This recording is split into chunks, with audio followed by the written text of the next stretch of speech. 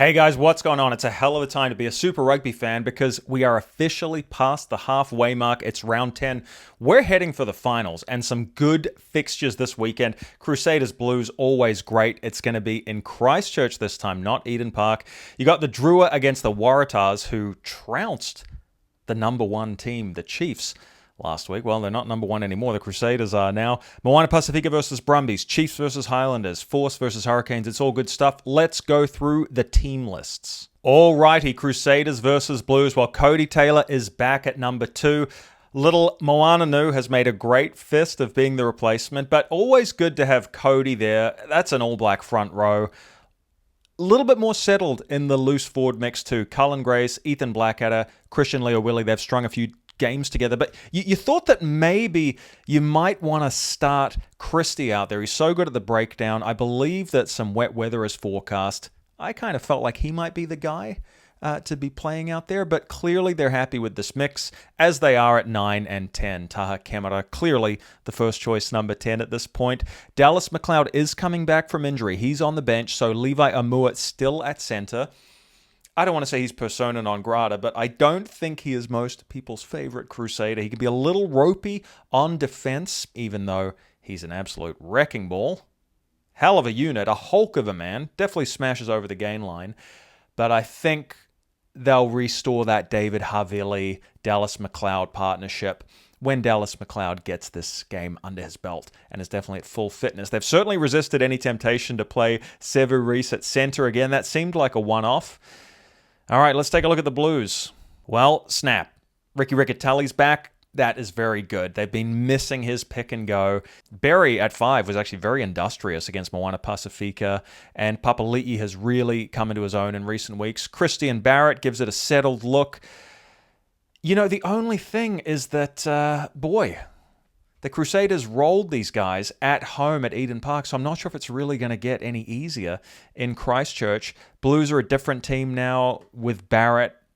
Got his confidence back, running the show like an absolute magician. He could be the difference maker, but I think the smart money will probably still be with the Crusaders this week. So in terms of the Drua, you can look through the team sheet, and the reality is there's a star player this week. It's Latoka. It's the location that they're playing in. They're so hard to beat there, and I think that there just could be an upset. Now, the Waratahs did beat the Chiefs last week. No one really saw that coming. It was a bit of a boilover, particularly as the Waratahs had been hammered by the Hurricanes in Wellington. They went down to Moana Pasifika, but boy, did they roar back to form. Can they be consistent, though? Let's take a look at their team. Well, there you go, looking reasonably settled. Clearly, the Suali'i at 15 thing is not an experiment. It is the new norm. He is absolutely deadly with Callaway. Fiketti has been very good at 13. Lawson Crichton has been running the show well. Teddy Wilson at 9. You know, reasonably settled looking team here. I do notice that number 1 has changed. They're cycling through a guy who really has actually been one of the best line breakers all season. Hard to believe, but true. That man is Angus Bell. Everyone needs a rest at some point. Oh, look, you'd probably have to say that in the past, the Drua would be good for this win, but they're not quite firing on all cylinders like they have in past seasons. The way they were decimated by the Crusaders at home, even if it was Suva, not Latoka, that did show me that they're just not quite at the level of past seasons. Moana Pasifika's stolen their thunder this year, so let's back the Tars to keep the momentum going, I think. I think that's the way to go. Speaking of Moana Pasifika, well, there's a big name missing. Yes, Miracle Failangi might be in there at 6, but where's his buddy Adi Savia, the captain? He is missing. He is not out there.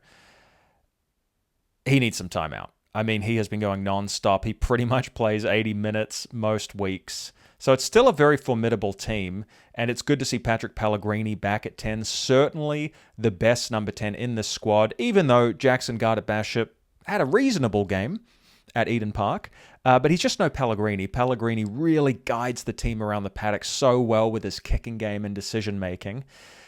And yeah, look, it's still a pretty deadly back 3. I mean, Kyron Taimoifalau has been one of the finds of the season, but no William Havili at 15. That does hurt them. Not sure about this team. Not quite the A-list team that we've seen in recent weeks. And that concerns me a bit when I look at the star power in the opposition. Let's take a look at that now. Yeah, so we look at the Brumbies, familiar names, Wallabies, Alan Latoka, Nick Frost, Tom Hooper, Rob Valentini. Ryan Lonergan was absolutely fantastic against the Reds. He put his hand up as one of the best halfbacks in the country, along with Tate McDermott, who I think has been running the show brilliantly for the Reds, but Lonergan really shone last week. Deadly from the back, counter-attack from Tom Wright could really open up Moana Pasifika. Now, normally you'd back Moana Pasifika in a loose game, but with Artie gone, with William Havili not out there, I'm just not sure, guys. I'm seeing a little bit too much Wallabies star power here. Believe me, my heart says Moana Pasifika. I mean, I want a fairy tale ending where they end up in the top 6 and have a run at the title. That's what I want to see. But I think this could be a tough one. I think probably the smart money might go on the Brumbies, but just by a few points. Well, Chiefs Highlanders should really be a whale of a game. And for me, this game is all about momentum. Highlanders turned a corner last week. They put 40 points plus on the Drua at home in Dunedin. Now, the Drua don't travel particularly well, but regardless, a sharp performance from the Landers. If we take a look at the Chiefs team here, who did go down to the Waratahs last week, unexpectedly looked very off color, very poor. Hey, it was a 21-14 loss. It probably should have been more, let's be honest. The scoreboard was a little flattering. But you immediately notice that Takiahau, Samisoni Takiahau, he is not starting. He did not cover himself in glory in that first start. Instead, McAllister is in it too. And look, there's quality here in the middle row. Arkoi has been great all year defensively, carrying the ball. Tupovai has really added some firmness, stability, predictability in a good way to the line out. And Samipeni Finau, he's back at 6. He'd been coming off the bench, but I think he's put his hand up enough to start. Jacobson leading well at 8. Probably better in the balance of this loose forward mix. He has worn 7 sometimes, but probably better at 8 on the back of the scrum. No Cortez Ratama at 9. In fact, he's on the bench, so I expect that injection from him in the second half. McKenzie's back at 10. He was at fullback last week. Now look, McKenzie had an absolute shocker. It happens to the best of them. But by his standards, a very poor game.